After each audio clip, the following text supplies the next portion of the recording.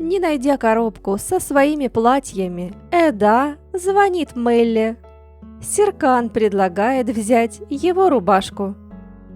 Мелла звонит Эрдему и говорит, что сама приедет за коробкой. Тетушка Эды узнает, что вещи поехали в дом Серкана Балата.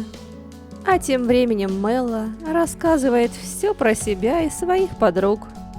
Каан говорит ей, что раз ее подруга вышла замуж за Серкана Балата, то им нельзя больше встречаться, так как Балат с детства его знает и не жалует. Он целует Мел руку, просит прощения и говорит, что позвонит, если будут новости насчет работы. Серкан тем временем делает Эде комплименты, а та хвалит его блюдо, но и свое тоже. Серкан рассказывает, что его мать тоже любит баклажаны, которые присутствуют в блюде Эды. «Тогда у нас есть что-то общее», — говорит Эда и предлагает и маме отнести немного блюда. Серкан предупреждает, что та все раскритикует. Айдан нравится платье. «Сама выбирала?» – спросила она у Эды. Эда отвечает, что это платье Джерен.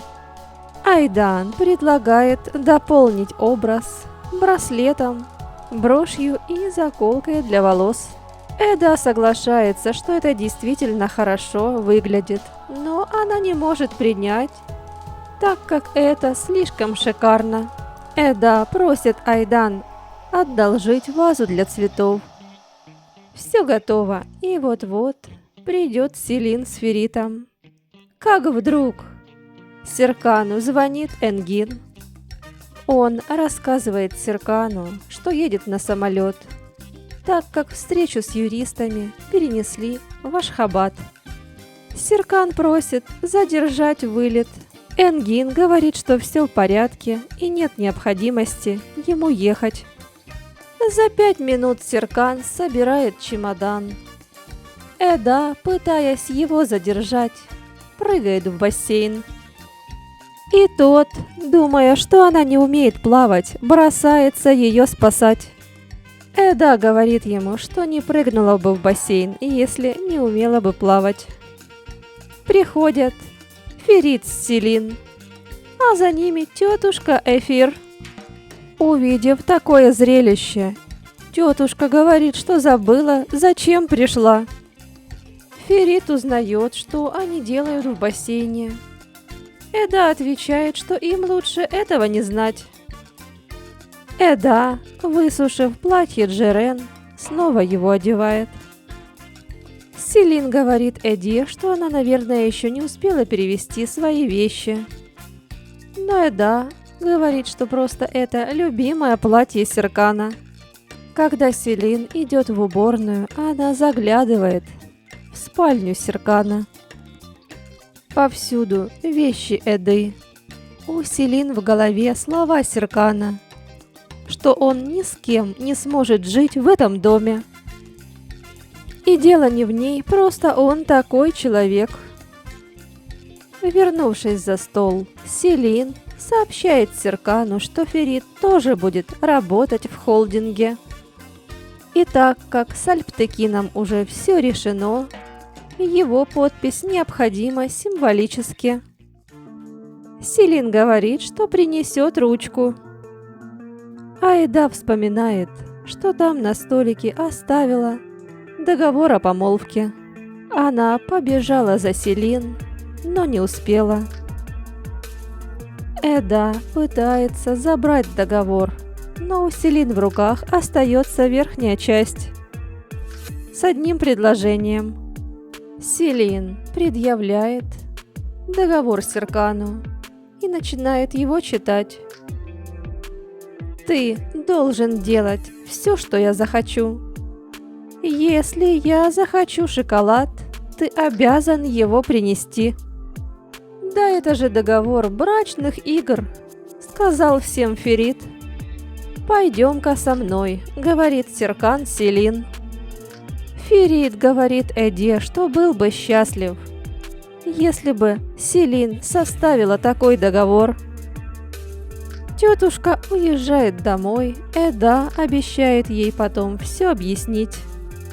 А Серкан говорит Селин, что Ферит не должен с ними работать. И он ждал от нее более разумного хода. Такого же разумного, как заключение любовного договора, ответила Селин. После ухода гостей Серкан говорит Эде собирать чемодан, так как они утром едут в Анталью. Эда спрашивает, зачем им нужно туда ехать. Серкан отвечает на церемонию награждения, но еще ему нужно там заключить сделку. «В чем дело? Почему ты грустишь?» – спрашивает у Селин Ферит. Та беспокоится, что Серкан занят не работой. Серкану нужны 2 подписи, но компаньон говорит, что у него проблемы с женой, и в Анталью они летят на разных самолетах. Компаньон говорит, что бумаги они подпишут в Анталье. Итак, был совершен рейс из Стамбула в Анталью. Шикарный отель, в котором будет проходить церемония награждения. Не успев разместиться в отеле, Серкан назначает сотрудникам планерку. Ферит все рассказывает Каану, а также то, что Ферит заключил договор о помолвке. «Здорово, что у нас номера рядом», — говорит Энгин Перил. Та отвечает, что это все спланировано, так как билеты заказывала фирма. Энгин просит Перил быть хоть чуточку позитивнее и улыбнуться. Увидев с балкона яхту, Эда говорит Серкану, что очень бы хотела на ней оказаться. Серкан говорит быть поосторожнее с мечтами.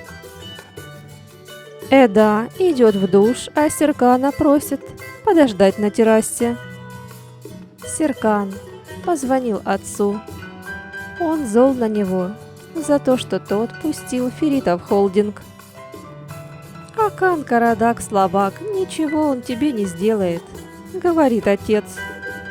«Когда Ферит нам все испортит, не звони мне», — сказал Серкан. А тем временем мать Серкана пришла подглядывать за домом сына.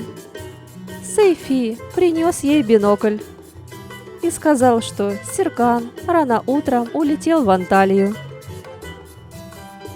Айдан говорит, что не доверяет этой флористке и звонит Эде. Та сбрасывает. Эда спрашивает у Серкана, зачем ей звонит его мать. Серкан отвечает, что та ее очень любит. Так как Эда взяла с собой только чемодан с пляжными вещами, Серкан пользуется услугой бутик в номер и говорит, что это вещи от спонсора. И чем она больше их выберет, тем спонсор будет довольнее.